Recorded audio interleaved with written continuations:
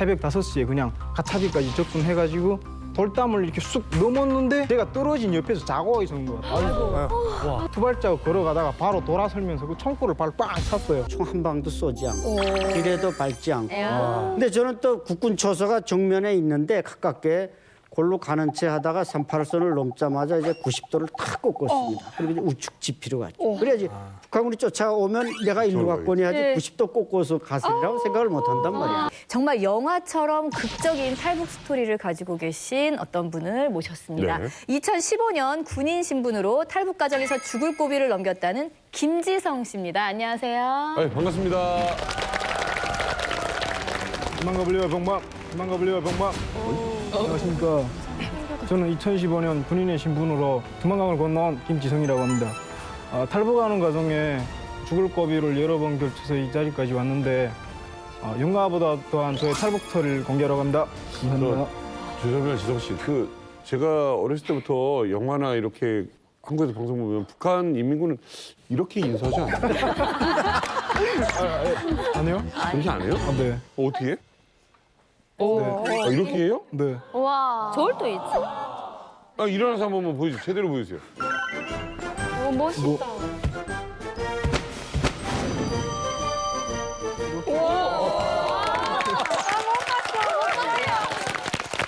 군대 처음 들어갔어. 이등병 때는 우리 이렇게 해요. 총성! 이거예요.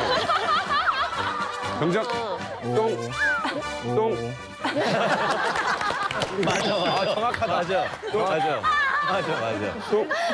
좀 달라. 이등병 때랑 좀 네. 고참 때 이렇게까지는 안 하잖아. 좀 친한 고참이 나타났을 때. 네. 자, 처음에 이등병 때 내가 이렇게 지나가. 높은 사람이야. 네. 그래, 잘하고 있나? 싫어. 자, 다음에 이제 고참이야. 친해졌어, 우리 둘이. 네. 염소도 훔쳐먹고. 네. 도둑질도 훔쳐먹고. 정리 안 하니? 정리 안 하니? 자세 좀 봐. 우리가 뭐 경례를 해요. 뭐 경례를 해요. 야 이거 리얼이다. 진짜 경례 안 해요. 야, 그래도 그렇지. 야, 몇 년 동안 본 고참이 되니 경리 안 하니? 뭐 친해졌는데 뭐 어디 갔습니까? 뭐 이런 식으로. 그럼 이거 안 하니? 야, 네, 안 합니다. 그럼 같이 염소랑 훔치러 가자. 다르네. 너무 재밌다. 최고 진짜. 아기 있다. 살아있네. 어쨌든 이제 군대 하면 또 이 남자들이 가장 또 이렇게 약간 중요하게 생각하는 게 소속이거든요. 아, 네. 네, 소속이잖아요. 그럼 북한 어느 지역에서 근무를 하신 거예요? 저는 항해남도 연안군 사군단 정심정찰이라는 데서 근무를 했었습니다. 동신경찰? 정심정찰이요.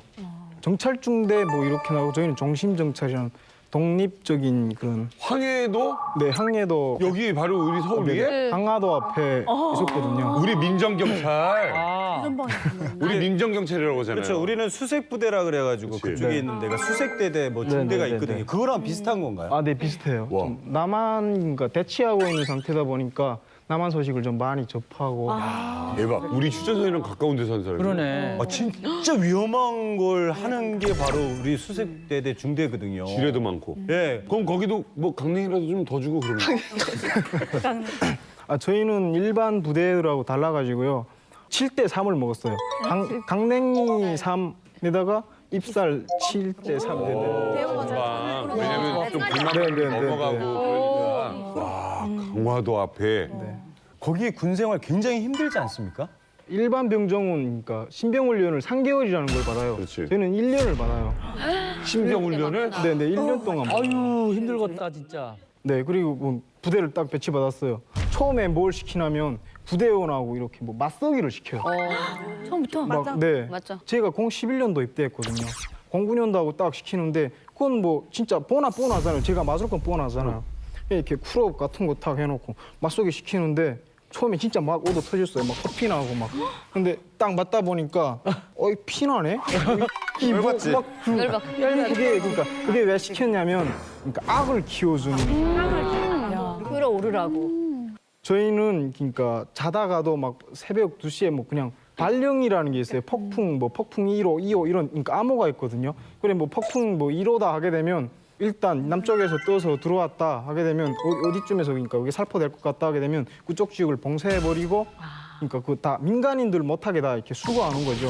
아 그거 우리가 이렇게 긴 풍선에서 한국에서 뭐 달러도 보내고 네네네네. 드라마 USB도 네. 보내고 초코파이 보내고 한 거. 그럼 그 수거해서 가져요? 몰래 갖기도 하죠. 그 규정에는 그러니까 그 주스면서 못 보게 됐어요. 네. 근데 뭐 사람의 심리라는 게 딱 보면 진짜 보고 싶잖아요. 그래 뭐 딱 줬다가 뭐 누가 안 보면 딱 봤는데 그때 막 그 수령을 잘못 만나서 고통받는 북한인민들 이런 글씨도 있고 자유세계로 오라는 거 막 MP3 같은 그런 것도 오는데 MP3 같은 게 북한에서 좀 귀하거든요. 뭐 딱 그러니까 내가 혼자 줬을 때 내가 봤다 하게 되면 딱 민간인 집에 딱 내가서 딱 숨겨놓든지 나중에 뭐 팔아버리고 뭐 그런 게 있고 근데 뭐 내가 딱 줬을 때 주위에 눈이 많다 하게 되면 못 파는 거죠. 그냥 갖다 그냥 수거해서 바치는 거죠. 그런 거 보면 좀 흔들리나요? 아니면 처음에는 진짜 그러니까 안 흔들렸어요. 그러니까 쟤들이 무슨 그런 거짓말을 치고 있냐. 막 솔직히 그랬어요. 저 2년쯤 돼가지고 정치 생각을 했어요. 소대가 딱 들어가 정치 생각을 하는데 정치 지도니 TV를 딱 켰는데 그 남한하고 거리가 같았다 하니까 남한 주파수가 딱 잡혔어요. 화면이 딱 됐어요. 근데 정치 지도니 그 순간에 야 눈 다 내리 깔아 그 했는데 막 그 어떻게 그 나오는 거 봐야죠. 나오는 거 봐야죠. 나온 거 봐야지. 그래가지고 한 3분 동안 그거 그러니까 막 조사기한테 잘 안 돼가지고요. 3분 동안 봤는데 그게 저 한강 그 야경 있잖아요. 그게 나왔었어요. 그래 딱 보면서 저희 때는 뭐 남조선의 목사님 거지들만 있고 막 그렇게 교육받았는데 진짜 저렇게 잘 사나? 좀 그때부터 좀 의심. 남한에 대해서 좀 그냥 생각을 하고 네. 진짜 가까운 곳에 계셨네요. 대박이다. 이렇게 육안으로도 한국이 보였나요? 육안으로 보였어요. 맑은 날이면 차가 지나가는데 그냥 그 햇빛에 반사되잖아요.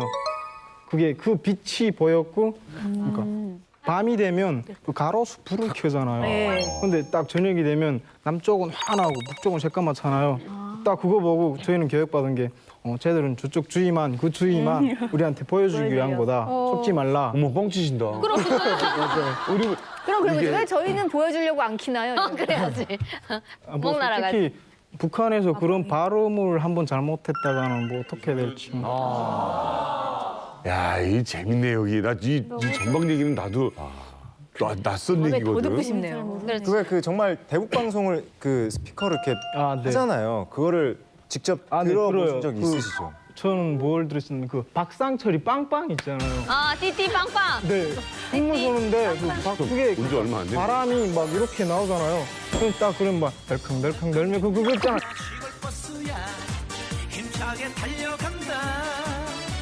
딱 하면서 아니 진짜 막 나도 모르게 그 막 흥이 나더라고요. 그냥 이러는데 근데 걸리면 그냥 죽는 거죠.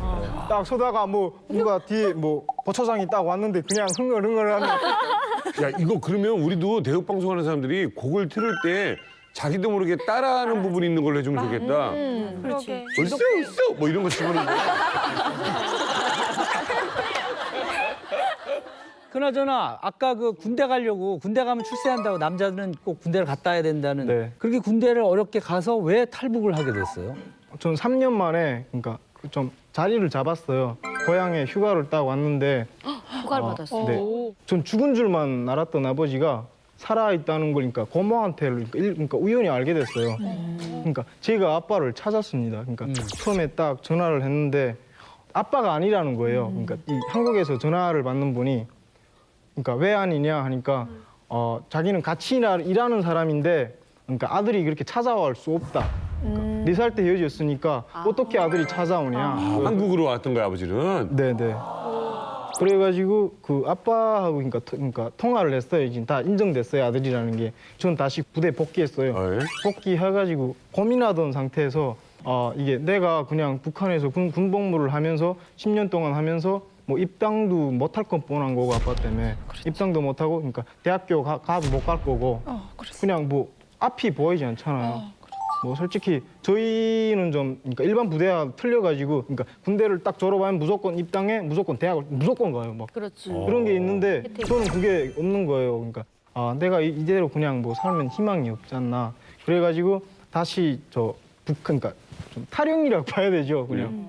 그러니까 이탈해가지고 좀 북쪽으로 언성이라는 곳에 왔어요. 운석. 네, 언성이라고 와가지고 일반 사람들은 그 뭐 브로커 뭐 그런 거 다 내세우고 하잖아요. 전 그냥 혼자. 브로커 없이. 네, 브로커 없이. 혼자 그냥 내가 군인이기 때문에 군인들을 잘 안다 이런 좀 그게 있어가지고 북한 국경경비대 보면 이렇게 잠복초가 이렇게 축축 있잖아요. 근데 그러니까 강이 합수되는 그런 그러니까 양쪽에 있더라고요. 저 길로 넘으면 되겠다 해가지고 새벽 5시에 그냥 가차비까지 접근해가지고 돌담을 이렇게 쑥 넘었는데 그 막 짜갈 밟는 소리가 와작와작 밤엔 진짜 세잖아요. 근데 여느 때는 그 국경경비대가 거쳐막에만 그냥 들어가 자거든요. 이상하게도 그때는 제가 떨어진 옆에서 자고 있었는 것 같아요. 네, 그래가지고 막 군인들도 깜짝 놀라가지고 막 위험해 막 적군자 처리하는 거예요 저한테. 아, 그냥 걸린 거예요? 네, 그게 걸렸죠. 창고 앞에 그냥 딱 섰죠. 그래가지고 2명이었었는데 또 한 명은 그냥 거쳐막에 알릴라 가고, 그러니까 한 명이 저를 지키고 있었어요. 근데 저도 그러니까 뭐 한 5년 동안 그러니까 총 가지고 막 장난치고 했는데 창고 앞에 실제로 섰는데 그 진짜 이만한 총구멍이 대포구멍보다 더 크게 보이더라고요, 진짜. 그때 당시 그래. 막 그때 그 심정이라는 건 막 내 몸에 막 감각이었고 그냥 이게 막저 잔등에 막 땀이 쫙 흘러내리고 머리에는 막 수만 가지 생각이 진짜 막 확 떠드는 거예요, 그냥. 아무 생각도 없어요, 그냥. 막 딱 잡혀서 가지고 걸어라 해가지고 딱 그냥 돌아서서 한 2~3m 거리를 두고 딱 가다가 막 그 가는 도중에 이대로 잡혀가서 죽냐, 차라리 뭐 가다가 총에 맞아 죽는 게 더 편하지 않냐, 뭐 솔직하게. 그래가지고 다시 그냥 무작정 돌아섰어요. 그 군인을 향해 돌아섰는데 어머.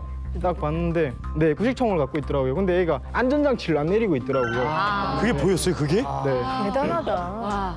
안전장치를 안 내리고 그리고 군무 서는 사람들은 위에다가 공탄 3발을 무조건 놔요. 그러니까 이렇게 위협하고 그러니까 뭐 경고하고 섰 해가지고 빵빵 싸가지고 안 서면 쏘게끔 그게 규정이 됐거든요.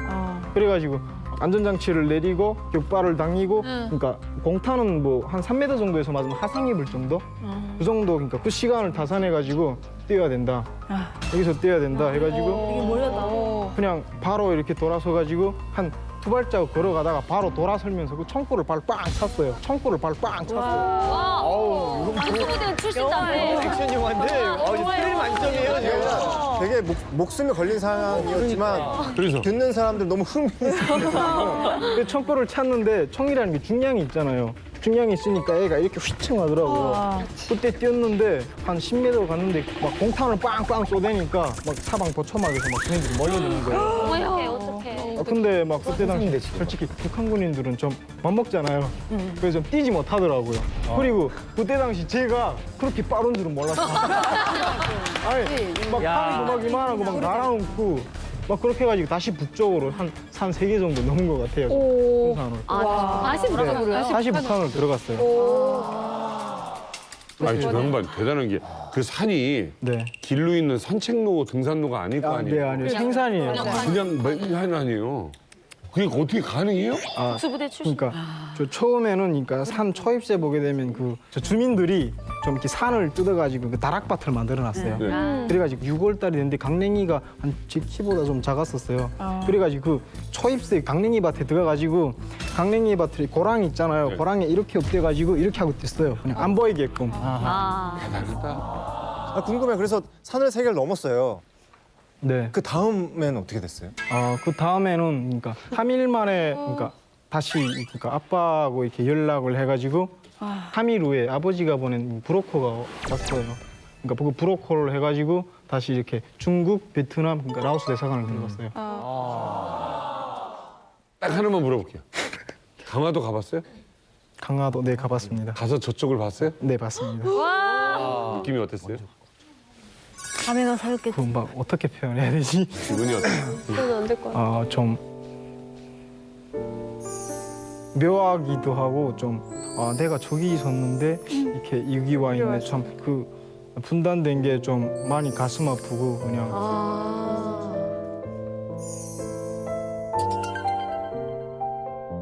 아니 대부분은 이렇게 두만강, 압록강 건너서 이렇게 탈북을 하거나 뭐 중국 통해서 탈북을 하는데 이 자리에요.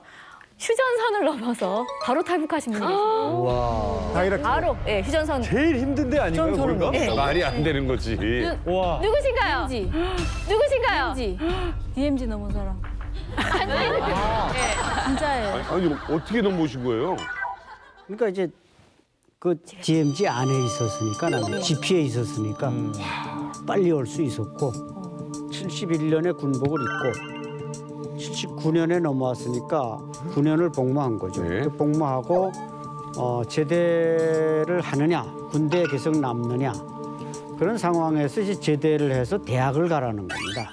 저는 DMZ에 근무하는 부대니까 좋은 대학을 갈 수 있습니다. 김일성종합대학도 갈 수 있고 뭐 김치공업조합대학도 갈 수 있는데 근데 나는 사실 한국에 와서 14년을 대학을 다녀서 학위를 받았지만 북한에 있을 때는 그 공부하기가 싫어서 군에서 있으려고 군에 나갔거든요. 근데 이제 군이 거의 끝나가는데 다시 대학 가라니까 이건 뭐 내가 또 사지로 몰아넣는 거죠.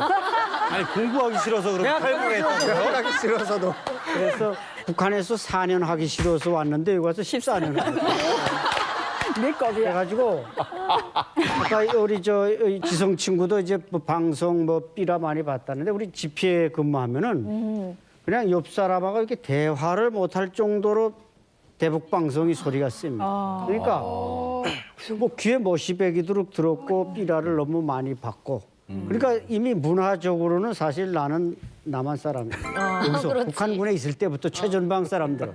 9년 동안. 그 사람들이 다 넘어올 수 있는데 그렇기 때문에 그 사람들은 출신 성분이 최고로 좋은 사람만 골라다 놓고 대우도 또 잘해줍니다. 근데 이제 별로 넘어올 생각이 없다가 이제 갑자기 그 제대가 다가오는데 사회로 나가야 될 운명이 닥치니까 아무런 미련도 없이 내 결심에 의해서 넘어왔어요. 잠깐만요, 선생님. 이게 그래도 그렇지 이게 아유 저 안양천일 한번 갔다 올까? 이거 아니잖아요.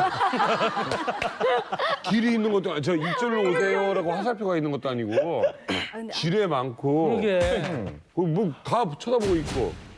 그러니까 이제 그 가장 중요한 건 그 철책을 GP 앞에 철책을 넘기 전에 그때는 3,300볼트를 넣지만 이게 사람을 끌어당겨서 죽이는 게 아니라 사람을 쳐버립니다. 숨겨내는 한 3, 40cm 닿으면 탁 쳐서 나가 자빠지면 죽는단 말이죠.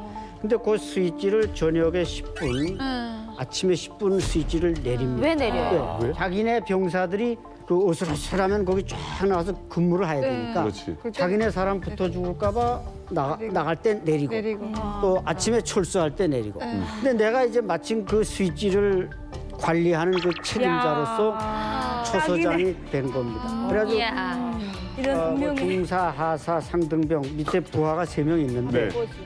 내가 딱 그 떠나면서 저 번호 보고 중사 보고 말했죠. 내가 돌아올 때까지 절대 스위치 올리지 말라. 그랬어요. 그 다음에도 이제 남한에 넘어와서 그 GP를 갔어요. 아, 근데 그놈이 아직도 스위치를 기다리고. 언젠간 돌아오실 거야.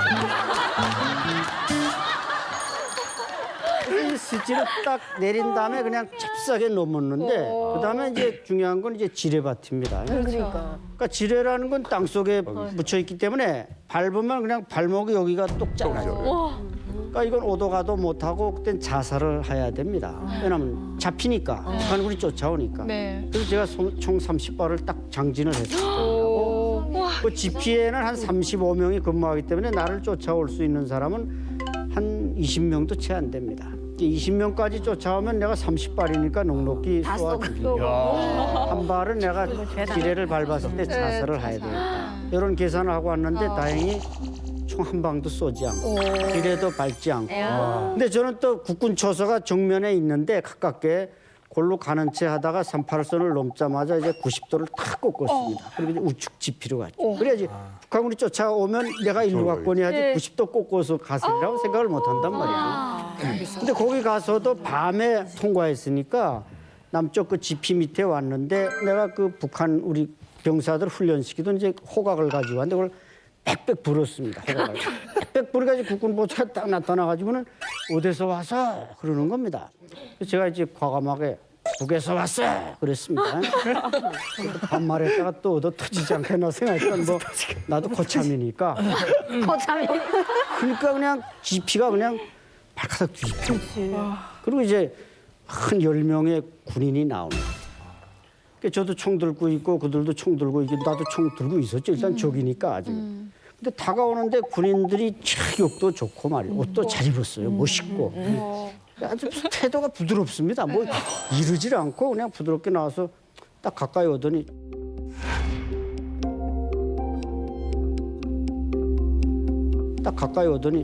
총을 내놓으시죠. 딱 그러는 거예요. 젠틀해. 총 달라는데 잽싸게 줬죠. 뭐 내가.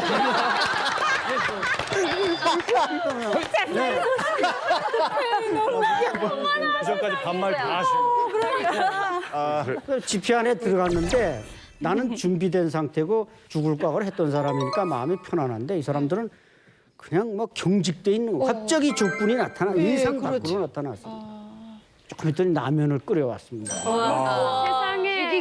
계란이 둥둥 떠 있고 JSA 보는 것 같아. 계란 보고 상당히 군침이 흘렀는데 재밌다. 먹으려고 보니까 아유 냄새가 나가지고 아유. 그 향기가 음식 향기가. 재밌다. 그래서 저는 그것을 먹지를 못하고 그다음에 이제 좀 이따 이제 서울로 들어왔어요. 배를 끌고 오면 얼마? 네. 통을 끌고 오면 얼마? 이거 있죠? 그거 제가 잘 압니다. 최근에 통일부가 공개했는데 외국에서 중요한 정보를 가져오면 100만 불 이상, 10억 이상 줍니다. 뭐? 비행기 한 대, 선박 군함 한 대도 10억 되고 특히 휴전선에서도 그 군인들이 이제 그냥 오는 사람도 간혹 있는데 반드시 AK 소총을 한 정 가져오면은 5천만 원을 줍니다.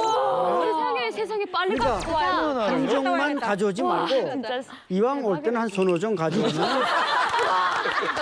아파트 한 채가 생깁니다. 아이 무게 오지도 못하겠네. 아니, 여기 선생님, 총한 장만 가져왔어요? 네, 내가 그 정치지도원의 권총을 그 아쉬움이 만지작 했어.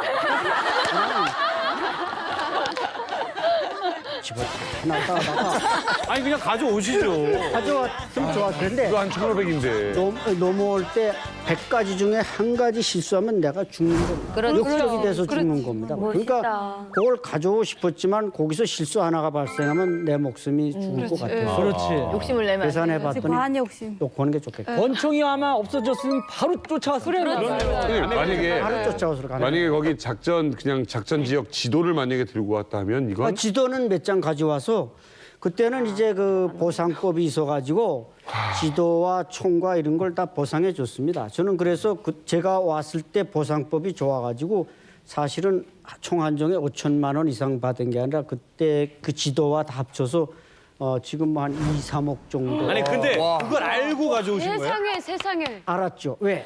아니 삐라. 우리가 삐라를 뿌리는데 북한도 삐라 뿌리는데 뭐 총 가지면 얼마 준다. 걔들도 다 있습니다. 그러면은 넘어오셔가지고 잠시만요. 한국군 가지 마시고요. 자 여기 기도 3개. 잠시만요. 여기 소총 뭐 이렇게. 안찬일 선생님의 나 이렇게 넘어왔어인데 그러고 나서 여기서 대학 가기 싫었는데 14년을 다녔어요, 대학을? 네, 왜 대학 갔냐면은 좋은 직장을 이제 배치받았는데 가보니까 대졸자가 아닌 사람이 없었습니다. 그래서 나도 대학은 나와야 되겠다. 그래서 이제 4년만 꼭 나오겠다고 대학을 들어갔는데 또 4년 마치니까 또 석사 욕심이 나서 석사를 했고 또 석사 마치고 나니까 또 박사가 또 하고 싶은 겁니다. 지금 생각하면 공부를 잘했다고 생각하고 제가 뭐 자랑이 아니라 대한민국 탈북 1호 박사. 박수 보내드리겠습니다, 진짜. 지금 안찬일 선생님 지금 한 1년 만나면서 오늘같이 멋진 날 처음이었어요. 너무 멋져요. 최고다. 완전 휴강이 막 이렇게 느껴져요. 북한 국경 경비대 출신 탈북 미남이 찾아왔습니다. 예. 저도 이만갑하면서 정말 처음 보는데요. 10년간 국경에서 군복무를 하면서 밀수꾼을 도강시켜주기도 하고 북한 주민 탈북을 도와주는 일도 했던 국경 경비대 출신 전철훈 씨를 소개합니다. 안녕하세요. 안녕하세요. 저는 국경경비대에서 10년 동안 복무한 전철운입니다. 저는 국경경비대에서 10년 동안 군복무를 하면서 참 많은 힘든 일들 많았죠. 근데 제가 군복무를 하면서는 진짜 제 손으로 밀수도 시키고 도강도 시키고 솔직히 제가 잡아온 사람도 되게 많아요. 오, 저분 봐라. 약간 유엔의 최정원 씨 그 그게- 느낌이. 그래 나도 아까 경비 그 생각이 났어요. 잘생겼어요. 네, 되게 이렇게 느낌이 딱 이렇게 약간 잡지 보면 네. 되게 고가의 시계 모델 분위기. 맞아요. 아니 아까 저 김수정 씨가 국경경비대 총을 발로 차고 왔다는데 그 소리 들을 때 기분은 어땠어요? 그 사람 맞아요. 맞아요? 그건 맞아요. 네, 우선 힘이 없잖아요. 경비대가 힘이 없어요. 왜? 먹질 못하니까. 잘 먹잖아요. 동네에서 뺏어 먹고 뭐 하고. 그렇게 못하죠. 거기 쉽지 않아요. 그러면 저 친구 김지성 씨 있는 데가 더 잘 먹고 막 빨리 뛰고 뭐 이런 게 이해가 돼. 그렇죠. 우리는 국경경비대는 절대 주민집 못 나갑니다. 어머, 나뭔 소리예요? 어이구, 국경경비대 우리 집에 나와서 닭이랑 제가 먹은 게 얼마인데. 대체 여기, 아니 대체 여기 뭘 갖고 있었어요? 그게 아니고 공식적으로 우리는 나간다. 사령부에서 받는 지시가 있고 사령부 좋아하시네. 못 나갑니다. 사령부를 좋아하시는 게 밀수를 합니까? 어이가 없네. 아니 지금 사실 정말 포스가 약간 포스가 느껴질 정도고 저도 사실 북한 경비대를 오늘 처음 보는 게 아닌가 생각이 드는데 국경 경비대 어떤 곳이고 또 어떻게 생활을 하는지 되게 궁금하네요. 아무나 갈 수 있는 데는 아니죠. 아무나 갈 수 있는 데가 아니죠. 돈이 있고 좀 힘이 있고 저 같은 거는 저도 원래 군대 못 가게 돼 있었어요. 왜요? 제가 터대가 좀 좋지 못해요. 아버지가 없다는 게 죄예요. 그게 죄예요? 네. 맞아요. 제가 군대 가게 되면 내가 가족 생각하잖아요. 엄마하고 동생 놓고 오면 그 생각이 들어가지고 군복무에 지장이 간단 말이에요. 네네. 그러니까 그거를 안 해줘요. 근데 그래서 저도 못 간다고 생각했는데 삼촌이 보내줬거든요. 어디서 있었어요? 저 함경북도 경운군 운덕이요. 예. 중국 쪽으로 보면 훈춘이나 이 앞이죠. 네. 처음에는 14여단에 있다가 김정일이가 2005년도 14여단 편지도 했어요. 네. 네, 근데 제가 그 기념 촬영했거든요. 봤어요, 김정일? 네, 같이 사진 찍은 거 있어요. 그래서 더 좋은 데로 옮긴 거예요? 좋은 게 아니라 더 나쁜 데로 갔죠. 왜요? 돌아가시면서? 김정일을 봤는데. 복을 받았으니까 그만짝 복 받은 것만짝 하라고. 복 받은 것만짝 하라고. 그다음에 윤석열은 뭐야 도대체? 경비분대에 있었는데 해가지고 경비분대가 이따가 27여단으로 쫓겨갔어요. 보다 바라고. 보는 게 다행이네. 그때부터 연선에서 지금까지 생활하면서 밀수도 수없이 했고요. 김정일 때는 아무것도 없었어요, 연선에. 그래서 김정일 때는 함정원이 있었어요. 함정원이 있었는데 네. 무슨 적창 설치하고 연선에 적축 설치하고 가시방망 설치 이런 거 없었어요. 제가 이게 진짜 무서운 얘기예요. 사실은 탈북하시는 분들을 죽으라고 만들어 놓은. 네, 근데 그건 그런데 적축은 그거보다 더 위험한 게 왜요? 적축은 딱 밟잖아요. 못 뽑아요.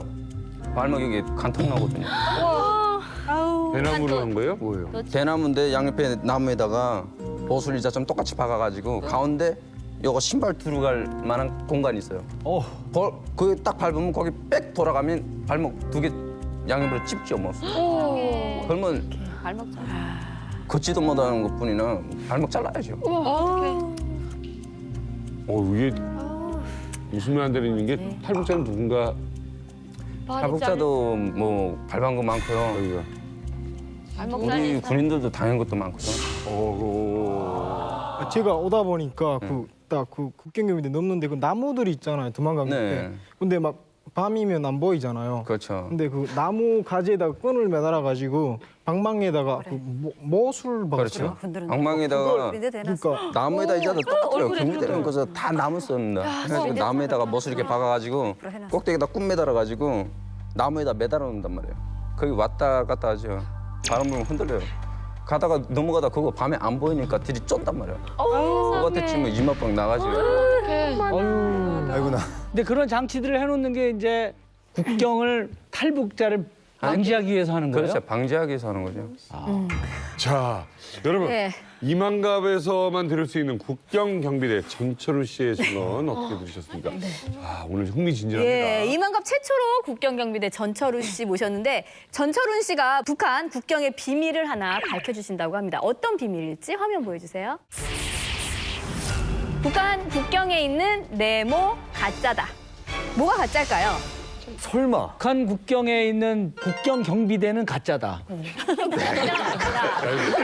진짜 코리아 씨는요? 아니 저는 약간 보태자면요.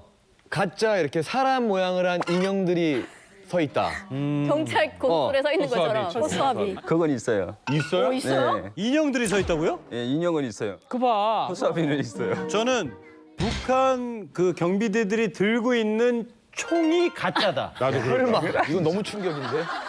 정답 확인합니다. 북한 국경에 있는 철조망은 가짜다. 와. 북한의 그 경비대가 있는 철조망이 가짜다. 이거 철우 씨 맞아요? 네. 어떤 의미인가요? 원래는 뭐 거기 김정은이가 돌아가지고 한 건데 중국 쪽에서 갑자기 철조망을 쫙 씌우니까 김정은이가 지시가 올라갔단 말이에요. 상대 쪽에서 철조망을 씌운다. 그러니까 그럼 우리도 씌워라 해가지고 우리는 전주를 3m 간격으로 해가지고 통신선을 아래로 내줄 까란 거예요. 원래는 통신선이 이렇게 전주 하나 세워 있고 이 아래 우에서 두 줄로 해서 넉 줄이 갔어요. 해가지고 위에서는 중대대대 통신선이고 아래 두 선은 초소 잠복 초소 사이들 통신선이거든요. 그러니까 이게 전기 철조망이 아니라는 거죠? 아니죠. 통신선이죠.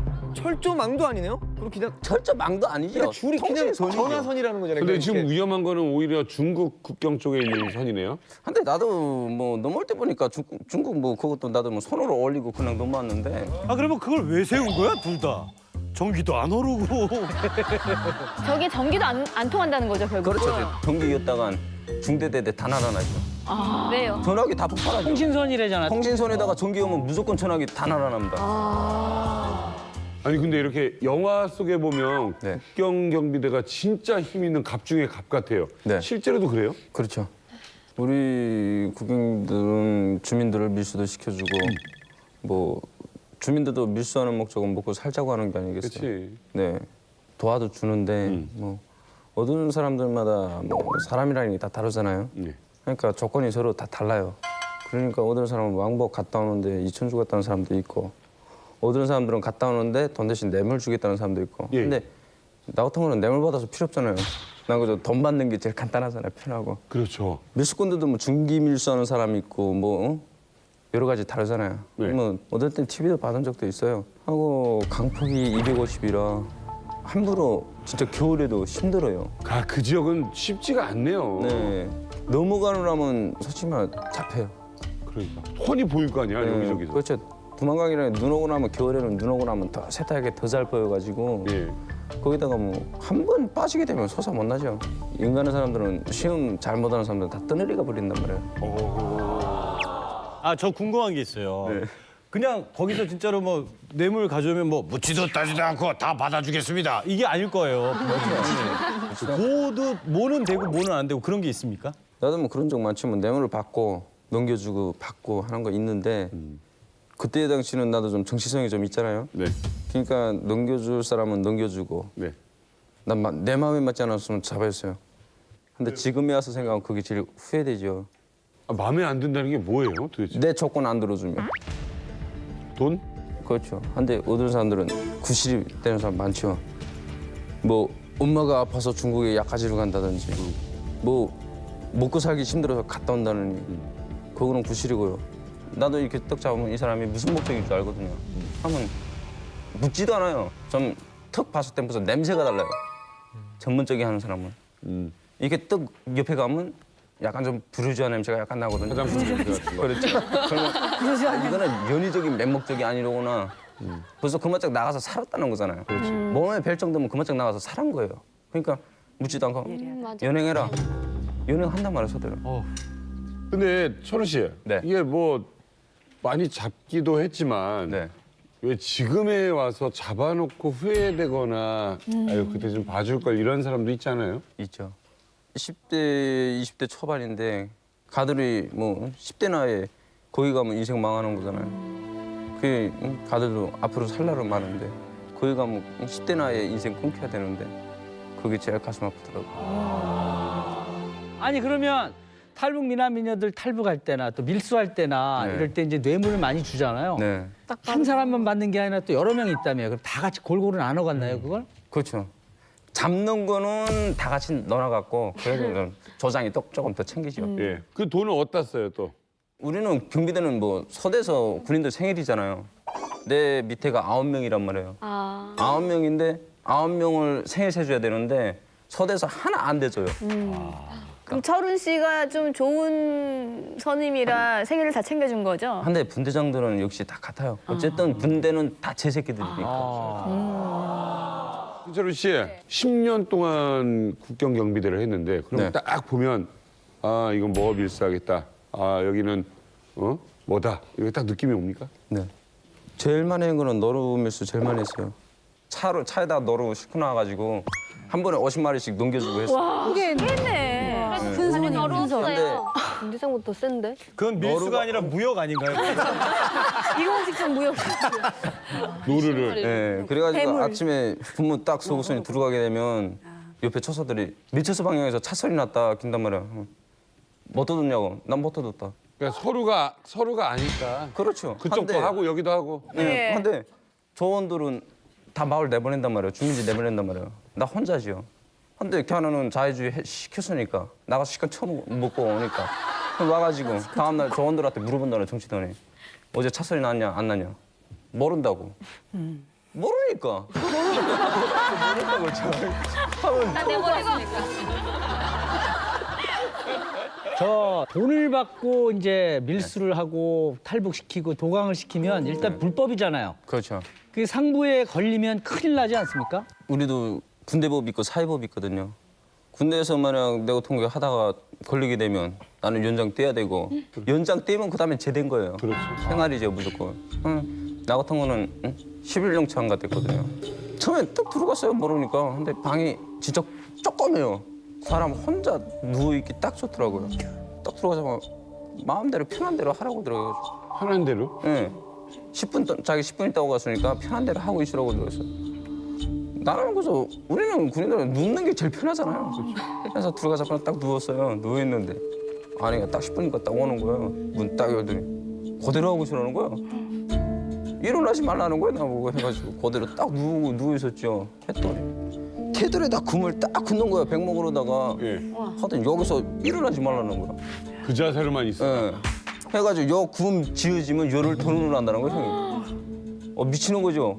열흘 동안 이렇게 누워가지고 움직이지 않고 몸이 막 쑤시죠. 쑤시고 엉가기 마련이죠. 낮에도 눈 떠가지고 문득문 그만 보고 끝에서 밤에 못 자잖아요. 잠은 쥐어지는데 쥐어지면 열을 떠누르는. 밥하고 화장실 빼고는 다. 그렇죠. 밥 먹는 거 1분. 1분? 예? 밥 먹을 때만 딱 앉아요. 누워서는 밥은 못 먹으니까. 소변 갔다 오는 거 화장실 보고는 딱 2분이에요. 그 시간 외에는 없어요. 일어난다는 시간이. 화장실을 자주 가면 어떻게 돼요? 자주 가는 시간도 없어요. 시간이라는 게 아침 7시 반에 있고. 정해져 있는 거. 예. 하루 10분 빼고는 다 이거야? 그렇죠. 자, 국경 경비대를 또 직접 만나보니까 우리 송죽 씨 오늘 한마디도 안 했어. 송죽 어머니 제가 더 만나보니까 지금 어떠십니까? 좀 배랍습니다. 국경경비대 때문에 저는 선발을 다 얽혔단 말입니다. 예. 그래서 저분들이 때문에 솔직히 가까운 사람들인데 일단 잡히면 자기네도 책임지니까 나는 진짜 한겨울에 12월 31일 날에 나로 신발하고 장갑 몽땅 뺏겨서 맨발로 그 보초막에다 세워놔서 5시간 동안 세우면 난 선발을 다 얽혔단 말입니다. 그러니까 국경경비대는 나 솔직히 막 치를 떨 정도인데 유별에 또 도둑질은 또 너무 유명하게서 경비대로 돈비대 돈은 많이 버는 돈비대 도둑대라 합니다. 너무 도둑. 그러니까 경비대라는 치떨 정도인데 이제 저 삼촌 말하다시피 이제 그 철조망 소리 나왔으니까 말인데 진짜 전기 없는 건 사실입니다. 난 그 철조망 발로 밟고 늙고 나왔습니다. 그렇게 나왔습니다. 그건 전기는 없습니다. 난 그렇게 하고 나왔습니다. 진짜 보니까 어떠세요? 직접 만나보니까. 수산 평백서인데 저렇게 악착스레 놀았죠. 그렇지. 저는 국경강비대한테 되게 고마워요. 이렇게 이분도 좋으신 분이었을 거라고 생각해요. 저는 두만강을 넘을 때 일전 한 푼은 안 줬었거든요. 근데 심지어 그분은 가족이 모두 다 같이 간다 그러면 돈 받고도 잘 안 넘겨져요. 후환이 있기 때문에. 근데 그분은 가족 다 같이 감에도 불구하고 돈 안 받고 아무것도? 넘겨줬어요. 예, 저희를. 예뻐서 그런가 보다. 아니 그게 아니라 먼저 저희 부모님이 계획을 했는데 언니가 저보다는 크니까 언니를 먼저 넘겼어요. 언니 몸에 그러니까 가족 사진을 언니한테 넣고 어머니가 쓴 편지도 넣고 넘겼다가 언니가 일이 틀어져가지고 다시 북한 쪽으로 나온 거예요. 근데 두만강에서 딱 나와가지고 그 군인을 만났는데 뒤에서 정치지도원이 하필이면 그때 지나가다가 그 광경을 딱 본 거예요.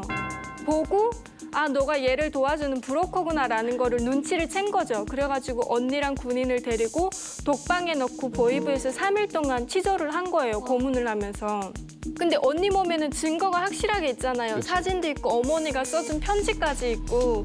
근데 언니가 이거는 옛날에 어머니가 내가 다른데 지방 놀러 갈 때 써준 편지 있고 사진은 내가 거기 놀러 가면 부모님이 보고 싶을까 봐 그랬고 저 군인은 사실 내가 두만강에서 물 담그고 놀다가 나왔는데 위험하다고 나를 두만강에서 건져준 거다라는 거를 고문을 3일 동안 받으면서도 군인을 불지 않은 거예요, 언니가.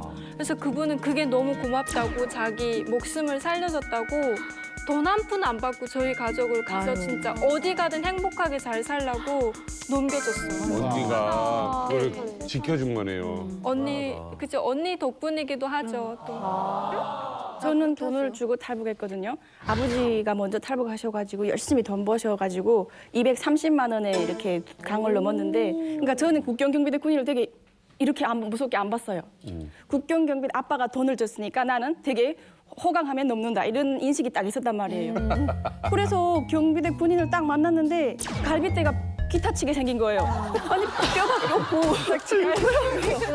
그리고 저는 목에 이렇게 타서 빨리 이렇게 가고 싶은데 술을 마시는 거예요.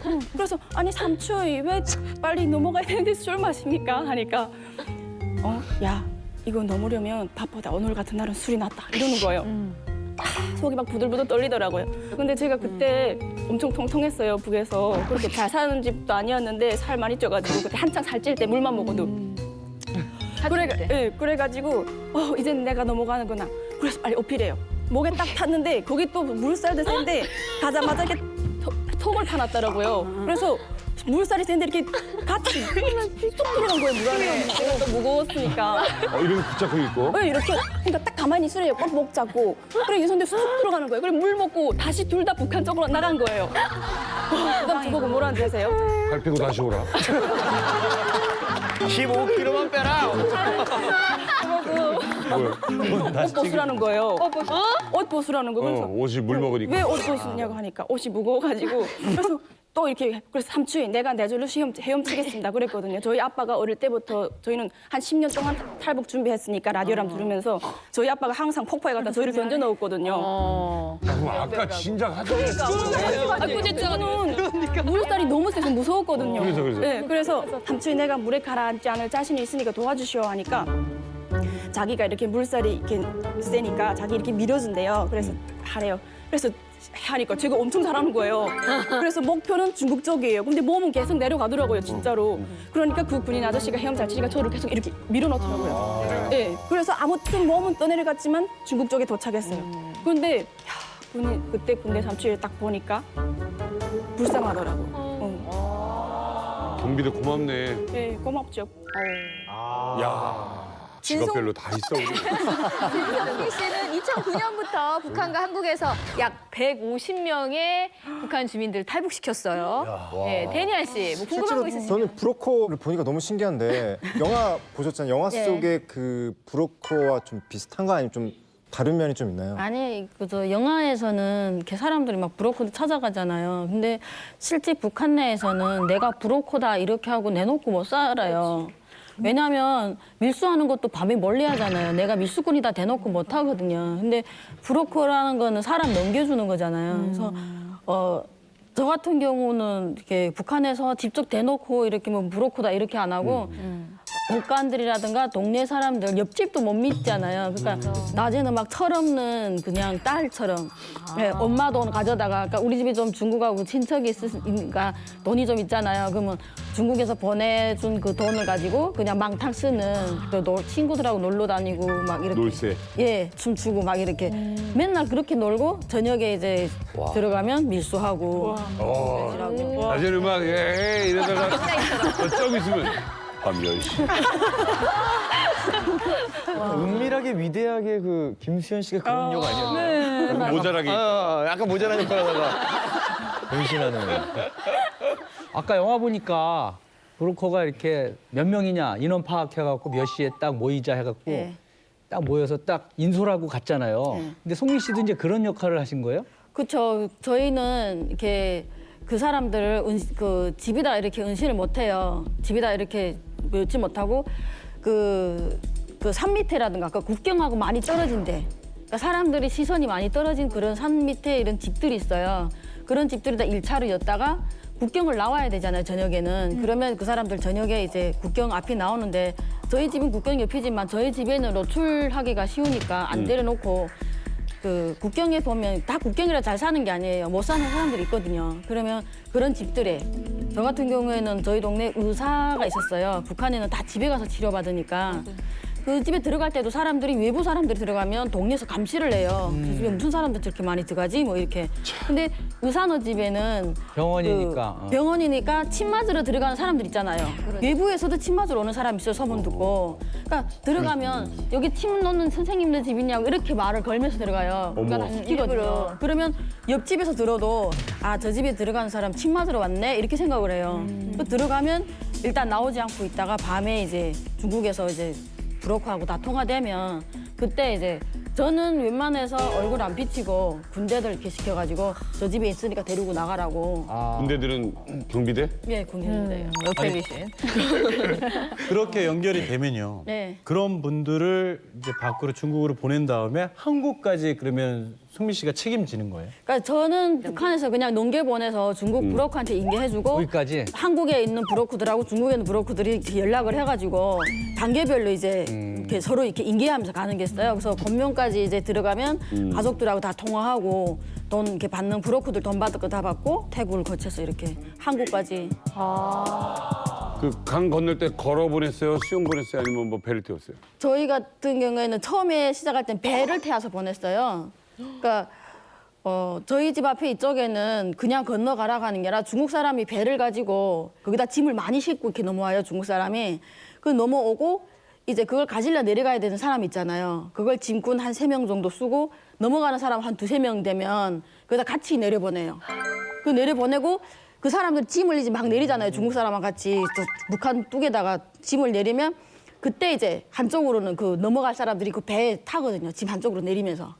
그 내리자마자 거기다 이제 그 백포 같은 거 있잖아요. 보자기 같은 거 씌우고. 그러니까 왜냐면 군대들은 카바 서서 보냈는데 안전원들이 이렇게 지나가다 던지 비춰볼 수도 있거든요. 불을 비춰보면 사람이면 안 되니까. 그럼 군대들도 탄로나니까 백포 이렇게 씌워놓고 거기서 움직이지 못하게 그냥 짐을 실은 것처럼 이렇게 가장을 해서. 예. 일단 브로커 일을 하면서 분명히 힘들 때가 있었을 거거든요. 가장 힘들었을 때가 언젠지. 예.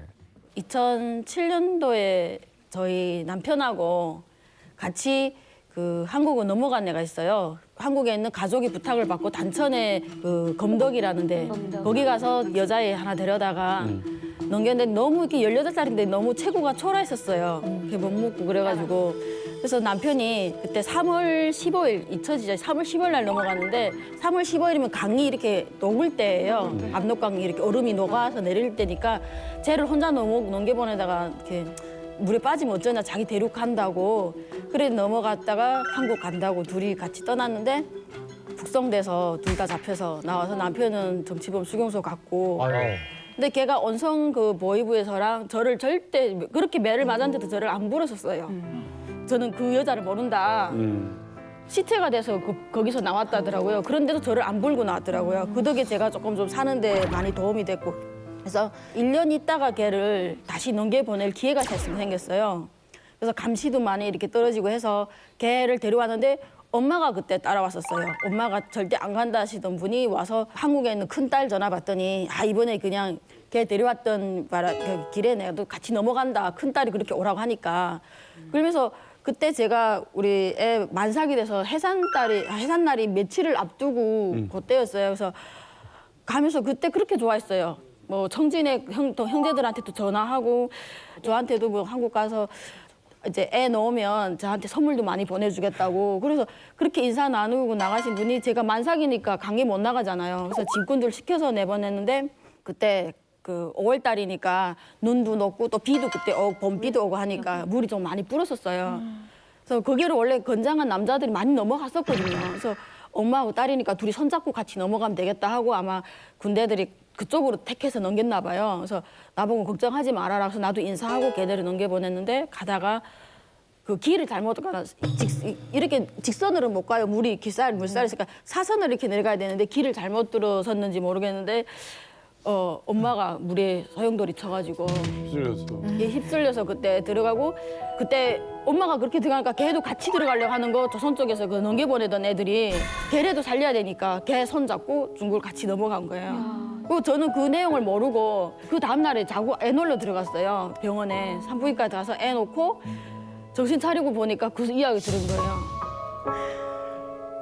그러니까 원래는 넘어가면 바로 이렇게 장백을 떠나서 들어가야 되는데 엄마 때문에 애가 너무 힘들어하니까 못 넘어가고 저희 그 친척집에 걔가 있었거든요. 그래서 들어가서 제가 병원에서 나온 다음에 전화 통화해서 진짜 엄청 많이 울었었어요. 이게 한 번은 보냈는데 잡혀나왔고 저희 남편 잡혀가고 진짜 잘해주려고 또 보냈는데 엄마가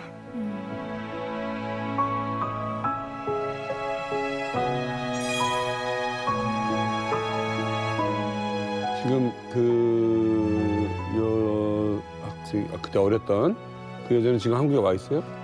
애 한국에 무사히 와가지고 잘 살고 있어요. 제가 애 놓고 5개월 있다가 저도 또 일이 생겨서 애 놓고 오게 됐잖아요.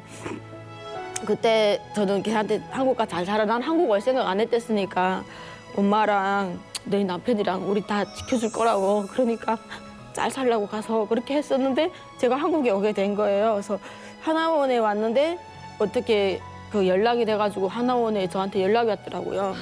그래서 그래도 마지막에 그 엄마를 부탁하고 저한테 갔었거든요. 엄마 시체라도 찾아달라고. 근데 저도 그 물에 떠내려간 거 사실 어디 걸렸다고 하면 저희가 계속 신경을 썼어요. 어디에 사람 시체 걸렸다 하면 그게 혹시 개업 만능해서 군대 애들을 시켜가지고 가서 빨리 올 걸 확인하라고 그랬는데 아니고 그래서 못 찾았다고. 아유 그분이라도 좀 행복하게 사셨으면 좋겠습니다. 네, 여기서 행복하게. 자, 대리 씨, 우리 사실 G.O.D 멤버가 한 분이 이 탈북과 관계가 있죠. 네, 브로커 얘기가 나와서 생각나는데 우리 멤버 개상이가 찍었던 영화 중에 개상이가 브로커 역할을 했던 영화가 있어요. 풍산계란 영화인데 그게 갑자기 생각이 나네요. 그 장면 한번 보시죠. 뭐? 이상한 놈? 이 소문에 의하면은 휴전선을 넘나들면서 이상 가족들 편지나 유품 같은 거를 전달해주는 놈이에요.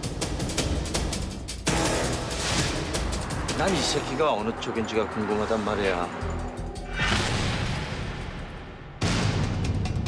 3시간 만에 평양에 있는 여자를 데리고 온다고? 절대 다치지만 않게 해달라. 동물 여성을 대하는 기분도 안 배웠습니까? 짧은 시간 오는 동안에 정이 많이 드셨나 봅니다. 정은 무슨 내장 기가 막혔으리. 남조선 도착했을 때 동물랑 헤어지고 싶지 않았습니다.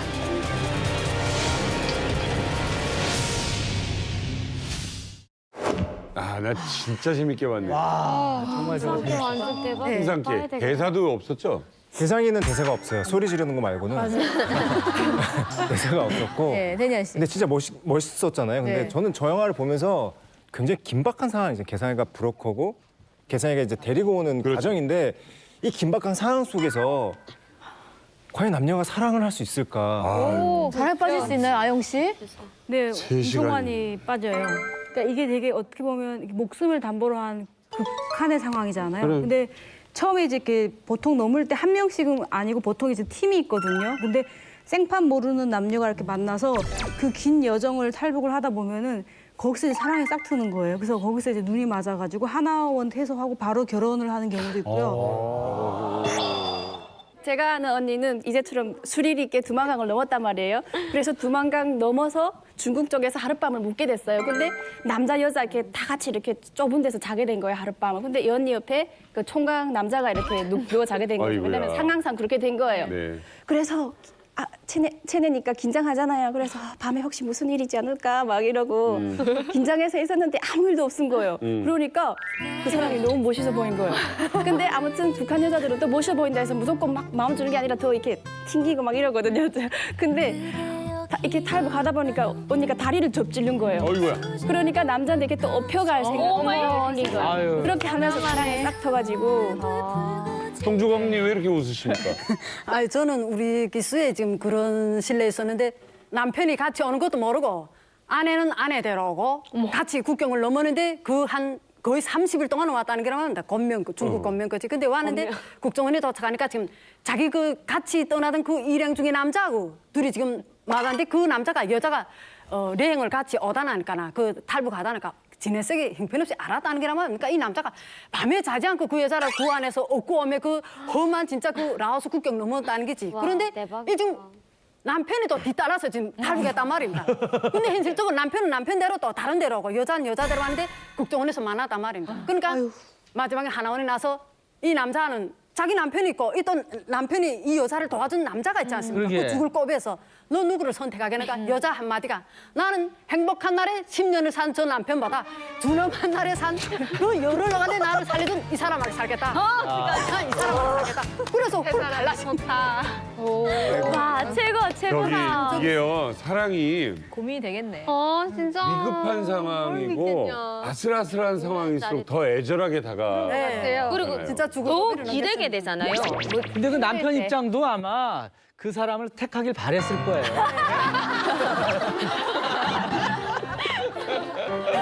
근데 아까 그 영화를 보면 풍산계에서 단 3시간 만에 갔다 올 수 있다고 그랬잖아요. 그러니까 그 영화처럼 만약에 여러분들이 북한을 하루 동안 갔다 올 수가 있어. 그러면 어디를 가서 어떻게 하고 싶으세요, 지금? 저희 고모는 집에 평양에 있어요. 그러면 저희 고모는 집에 우리 부모님들 다 호출시켜가지고 이 풍산깨를 시켜서 돈을 조금 주고 시켜서 그분들을 몽땅 다 합치하고 싶어요, 저희 부모님들.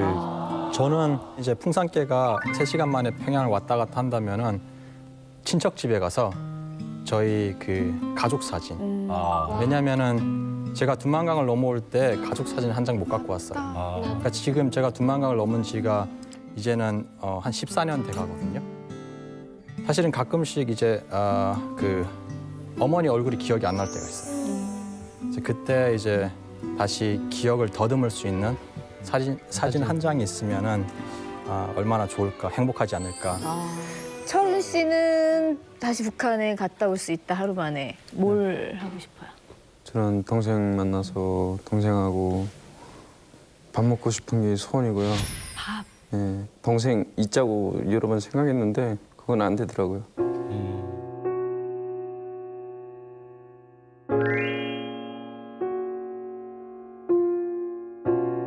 동생한테 하고 싶은 말 있으면 예. 소라가 형이 너를 혼자 놔두고 간 건 미안하고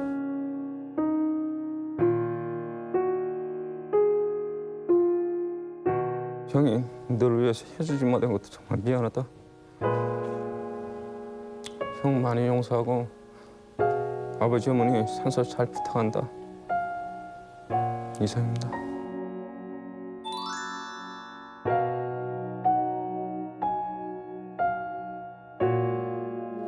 자,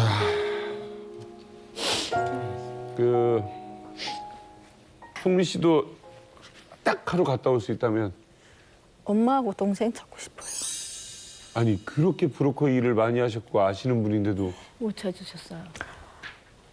그러니까 제가 한국에 오고 그 다음에 원래 엄마하고 동생이랑 이제는 한국 간다 하고 마음의 준비하고 있었는데 아마 보이부에서 눈치챘는지 아니면 동네에서 고자질했는지 모르겠는데 탈북하다 잡힌 것도 아니고 집에 있는데 와서 다 잡아갔거든요.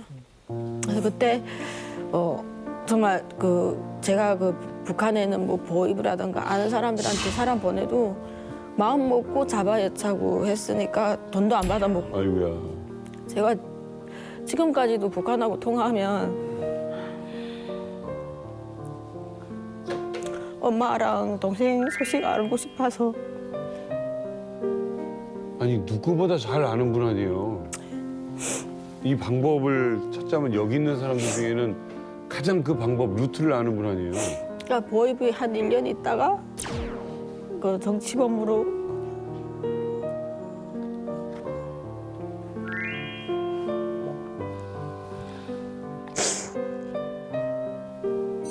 너무너무 가슴 아픈 얘기입니다. 이게 여기 뭐 오늘 뭐 브로커에 대한 이야기를 하는데 그것도 브로커 일을 하면서 세상에 뭐 150명 가까이 보내는 데 역할을 하시던 분인데 정작 내 가족을 지금 못 찾게 된 상황이니 이게 얼마나 가슴 아픈 얘기입니까? 아라 씨는 혹시 북에 3시간 갔다 온다면 뭘 하고 오시겠어요? 근데 3시간밖에 안 돼요? 그러니까 만약에 갔다 온다면 갈 수 있는 기회가 있다. 그냥 갔다 와야 돼요, 하루에. 근데 가서 잠깐 동안 할 수 있다면 하루 만에 찾을 수 있을까요? 못 찾을 것 같아요. 뭘 찾고 싶으세요? 동생도 찾고 싶고 아버지도 찾고 싶고. 그러니까 북에 간다고 해도 금방 어디서 뭐 찾을 수가 없을 것 같은 생각. 네, 못 찾을 것 같아요, 하루 만에.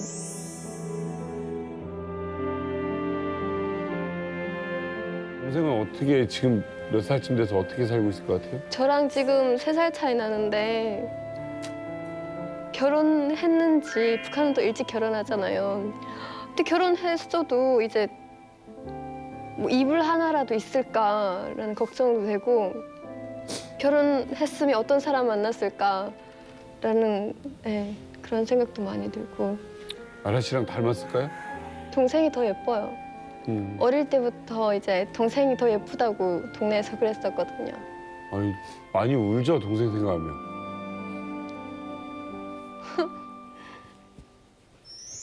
언제가 제일 보고 싶어요? 지금 너무 보고 싶어요. 지금이요? 다 이만가 가족들이 이제 북한에 있는 식구 얘기하잖아요. 그때 더 보고 싶어요.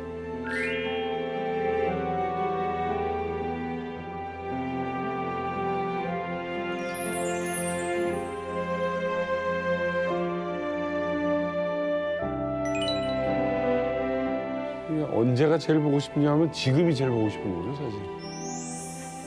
가족 얘기할 때. 어느 날 그럴 때 혹시 있어요? 이렇게 막 밖에 막 강남역이나 예를 들어서 뭐 어디 뭐 사람 많은 데 가서 막 즐겁게 어울려서 놀 때 네. 그럴 때 생각날 때 있어요, 가족? 있어요.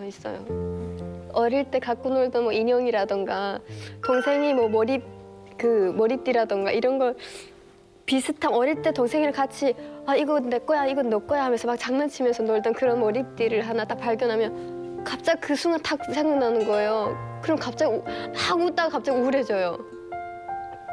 그럼 그때가 진짜 말할 수 없이 표현을 못 하겠어요. 그 순간.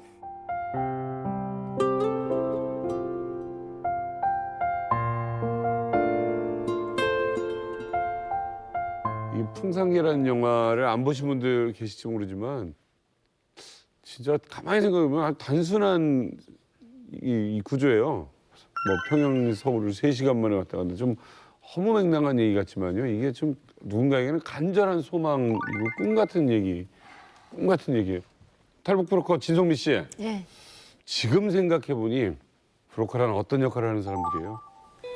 북한에 있을 때랑 제가 브로커를 할 때는 뭐 이렇게 제가 브로커인 줄 모르고 그냥 돈 받고 내가 생계를 위해서 했는데 지금에 와서 생각해보면 진짜 내가 많은 사람들 도와주고 비록 저희 엄마랑 동생이랑 남편은 그렇게 갔어도 그러니까 더군다나 더 그 가족들 헤어진 걸 보면 무조건 데려다 줘야 되겠다. 네.